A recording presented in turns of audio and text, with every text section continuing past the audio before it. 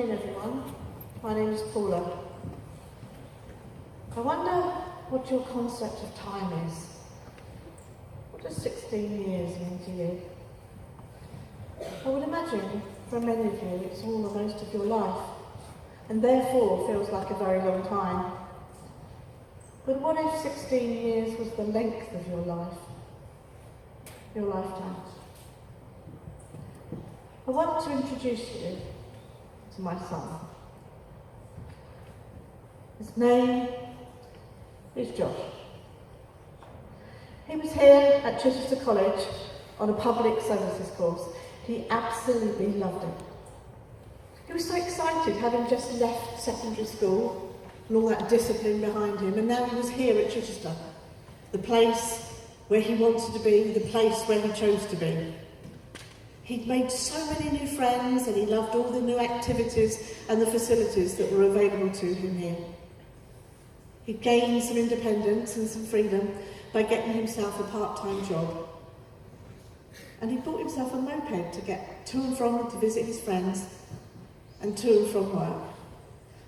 I can honestly say he'd reached a point in his life where he'd never been happier. So, what was he like?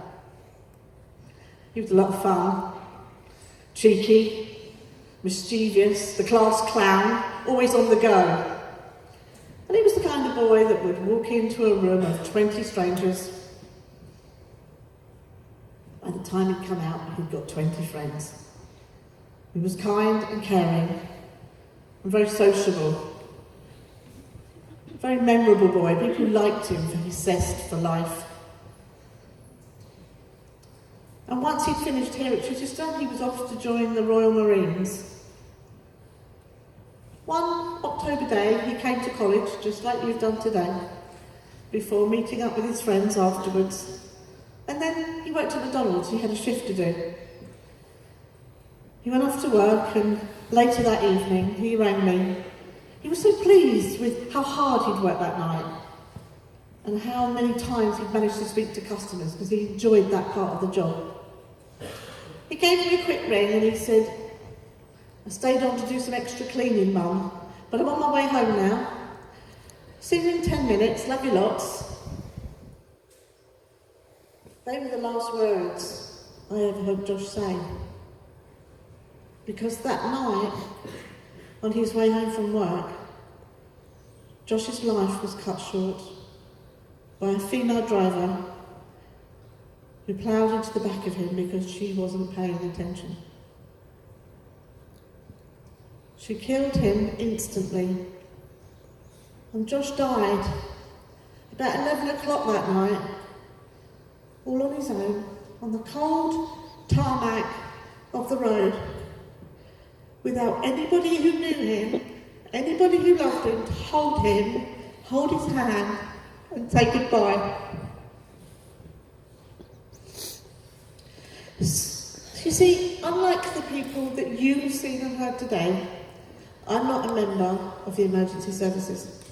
I'm just a normal mum who goes to work and takes care of her family, probably much the same as your parents. So for the purpose of this exercise, I want you to imagine that it's your mum standing here. I'm not Josh's mum, I'm your mum. And I'm going to try and explain how your death in a road traffic collision has had on the rest of the family. Well, the first job is to answer the door to the police officer, who's going to try and explain that you haven't survived. Then, of course, comes telling family and friends. Turn to the person that you're here with today, your friend, and imagine how your mum is going to tell them that you are never coming back. And then, of course, there's a job that no parent should ever have to do in their lifetime. And that is to choose a coffin and the music for your funeral. You see, we're taught to understand life's natural order. And sadly, some of you may have already lost an older member of the family or a grandparent. But in time, we are conditioned to accept that and move on with our lives. To lose a child or a brother or sister at such a young age is pain beyond belief. Pain that ripples out far beyond the family home. Now, you've probably not even thought that you would die before your parents. But take a moment to think about how their lives are going to be without you. One day you're full of life, just like today, just like Josh was. Tomorrow you're gone. How are they going to cope? Well, life as they know it is never going to be the same again. And every day is a test of learning on a course that they certainly didn't sign up for. People are going to come up to them and they're going to hug them and they're going to say, hi, how are you doing? How are you managing? And they are going to develop superb acting skills which allows them to put on a mask, put on a smile, and politely reply, we're doing fine, thank you. They're not. So how are they really doing? Where their pain is indescribable.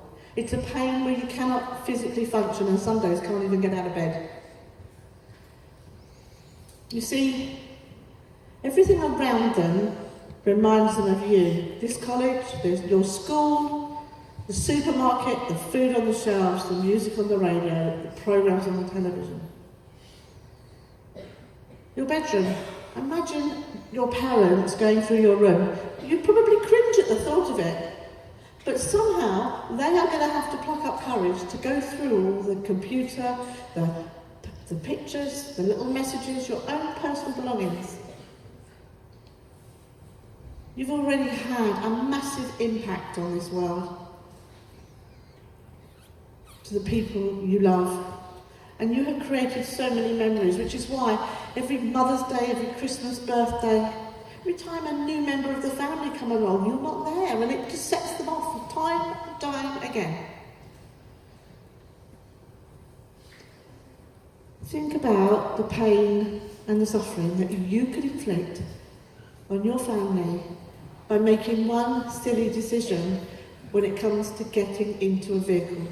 Respect these guys around you, the emergency services, because they really have seen it all. Pay attention and learn from my tragedy. Some of Josh's relatives and friends have got babies of their own now. And they look at me in disbelief and say, oh my God, how on earth do you survive something like that? Well, the death of a child breaks a person, especially a parent. And it breaks us in such a way that's not fixable and is not solvable. But in time, we do learn to pick up just some of the pieces and carry on our journey through life. But our lives are never the same again. For me, what I have is some wonderful memories of a boy with such a shining disposition that came to this earth one sunny spring morning. But he had so much to do and such little time to do it in.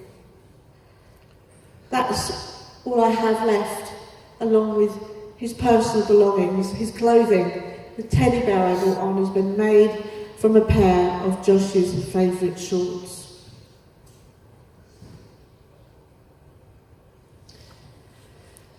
So I'm wondering, even now, after all you have seen and heard this morning and this afternoon, how many of you still think, this isn't for me, this won't happen to me, this is something that happens to other people?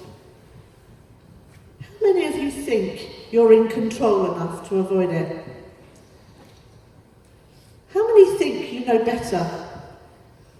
You don't need to be told. Well, all I can say is, what makes you so much more special than anybody else? What's going to protect you more than anybody else? Think about that long and hard. On the other side of this sports hall, the other side of that wall, there's a basketball net with a plaque. Josh's photograph is on it. And during your life here at Chichester, I want him to do something for you. Take a look at his picture every time you walk past and let him be the one to remind you of what you've learned today. Let him be the one to let you know, remind you how you feel right now. Because not only does his picture and his life represent a life that was cut short far too soon, but let him be the one to remind you of your responsibility. And that responsibility is to keep yourself safe so that you don't hurt your family. For me, for Josh's family, for his brothers and his sisters, and all the people that loved him then and loved him now, Josh will always be 16. So you see, for him, 16 years really was a lifetime. Please, please do not let it be yours. It takes a major trauma or an event in our lives for us to truly appreciate and understand the value of time. Tomorrow is a mystery to us all. But today is a gift. So we call it the present. But when you leave here today, go home to your family and your friends and cherish the relationship with the people you love more than anything else. Like today is your last day on earth. And next time you get into a car, drivers, don't drink, don't use your phone, don't take drugs, don't speed and show off, because do you know what? Funnily enough, it's not big. And no matter how loud you turn that music up, you are not going to hear it when you're cold on a slab in the morgue. And passengers, you need to think too. When you get into a car, think about what you are really doing. You're placing the most precious thing that your family has into somebody else's hands. And that very, very special thing is your own life. Thank you for listening to me.